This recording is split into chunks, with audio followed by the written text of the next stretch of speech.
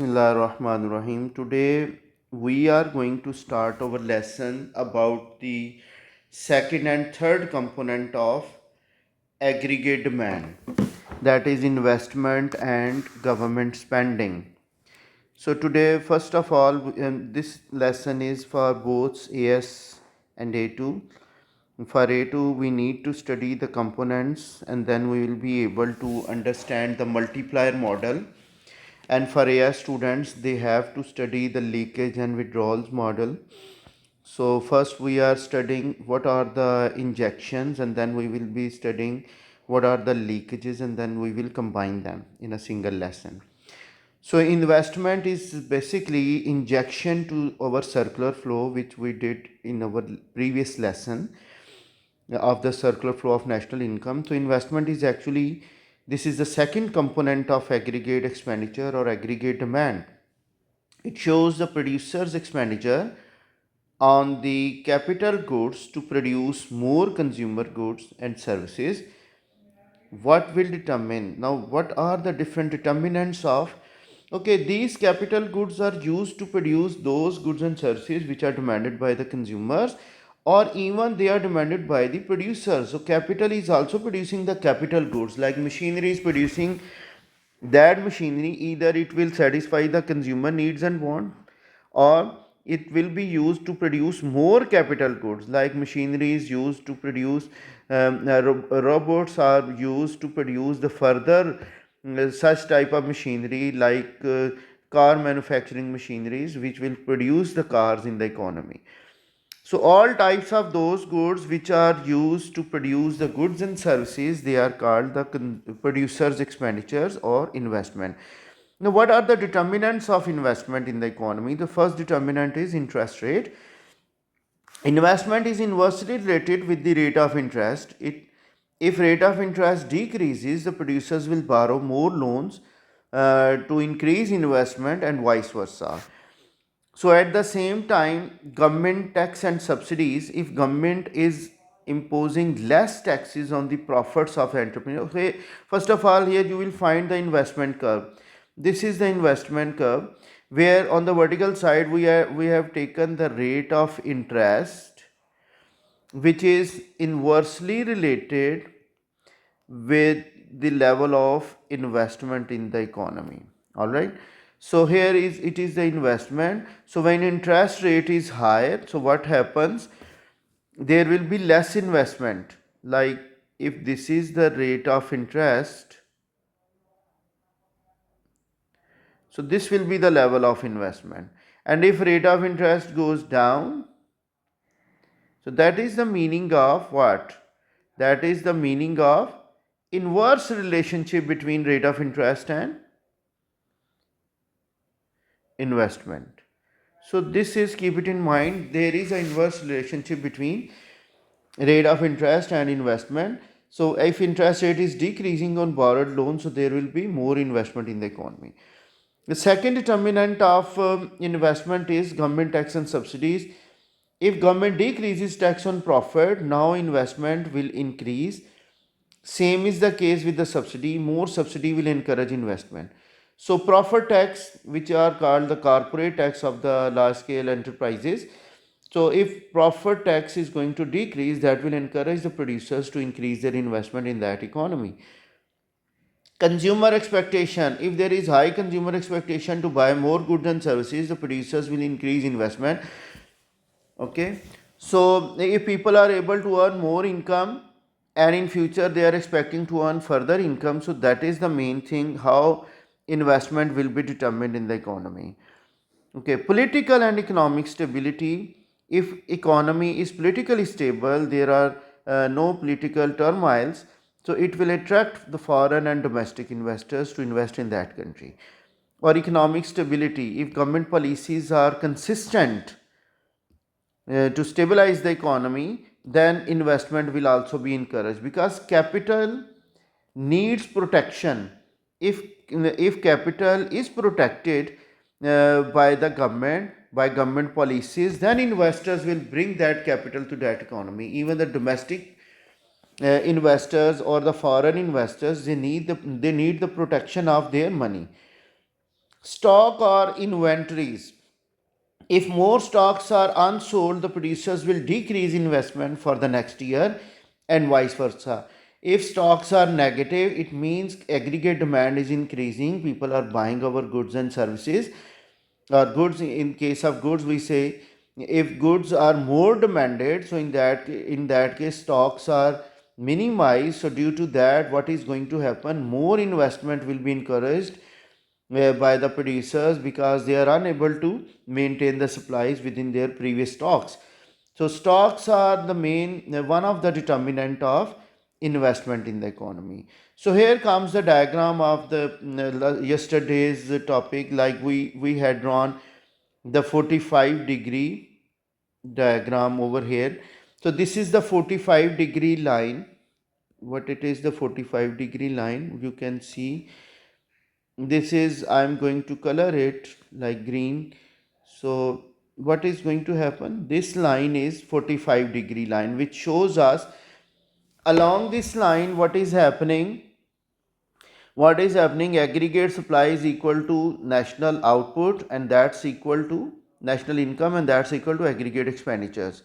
So expenditures are on the vertical axis. Previously, yesterday, we were having only consumption, and today we are going to have investment along with that consumption. So previously we had only the consumption as an expenditure in the economy. This is C line. So when investment is added, so it will become what? It will become C plus I. This is the aggregate expenditure now. Previously, aggregate expenditure was only C. Now it has become aggregate expenditure 2, which is now on this side, vertical side, you see over here C plus I. So in our previous yesterday's diagram, we were having only the equilibrium at the point y1 where consumption was equal to income, and now when investment is added, so our equilibrium shifts to E2. So at E2 now aggregate expenditure and aggregate supply are equal. So national income that has increased as due to more injection of investment in the economy. Clear? So when more investment is there, so what is going to happen? We will have more national income in the economy. As we see, investment is an injection, therefore it will increase national income. So here the third component of aggregate demand is government spending. G is the government spending in the economy. It has of many types. So government is spending in the economy in different ways. So first of all, what is the government spending? That is government spending on development projects which will create employment opportunities, which will further increase the national income. This is also one of the injection to the economy, as we studied in our circle flow. Second type of government expenditures, they are the transfer payments like pension, unemployment benefits. These are only transfer of funds from one sector of economy to other. They are not producing any corresponding output against them. Okay. Current expenditures, these are the expenditures to run the government offices, like whatever the stationary expenditures are there, electricity expenditures, and in order to run those government offices, we say these are the current expenditures. Defense expenditures, they are on the part of the defense of the country. So you see over here what is happening. Again, we are having the 45-degree line, which is a green one. So that is showing us aggregate supply is equal to national income Y, and that's equal to aggregate expenditures.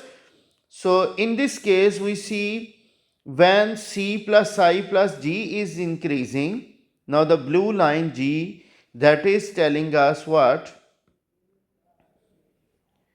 That is telling us that this is the new government expenditures which are increased in as an injection to the economy. Now equilibrium has shifted from E2 to E3, where aggregate expenditures and aggregate supply are equal, and now our national income level has increased to Y3. This is a three sector economy.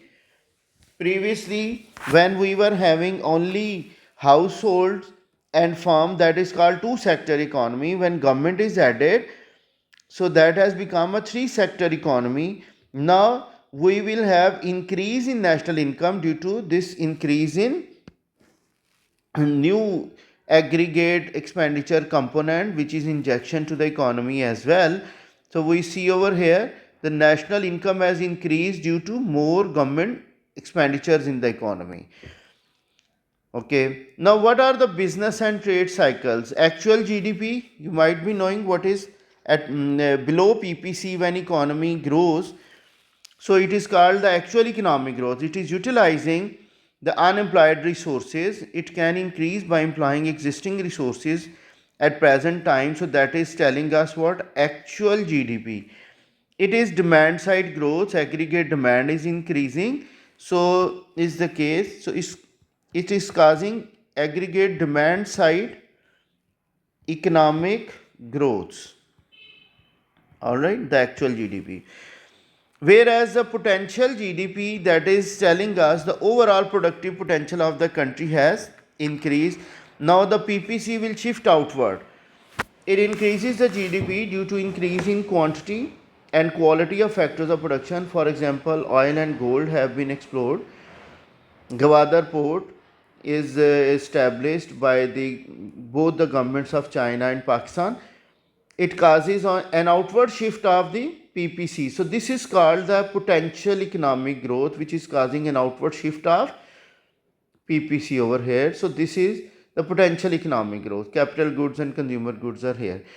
Now what is the business cycle or trade cycle? So business cycle and trade cycle show, trade cycle shows, what does it show? Business cycles show the paths of actual GDP around the potential GDP. So here we have the business cycle, this blue line. We can see the potential GDP is shown by the green line. You can see over here, this is a potential GDP. Okay.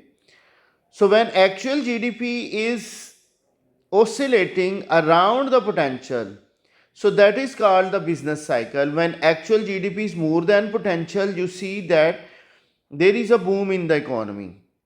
And when actual GDP is below, here it is below the GDP, potential GDP, so you will find this thing that there is going to be recession, or recession starts from here when we find actual GDP is declining, when it is becoming deeper, so it becomes depression in the economy. So what are the characteristics of boom and recession? During boom, actual GDP is more than potential GDP.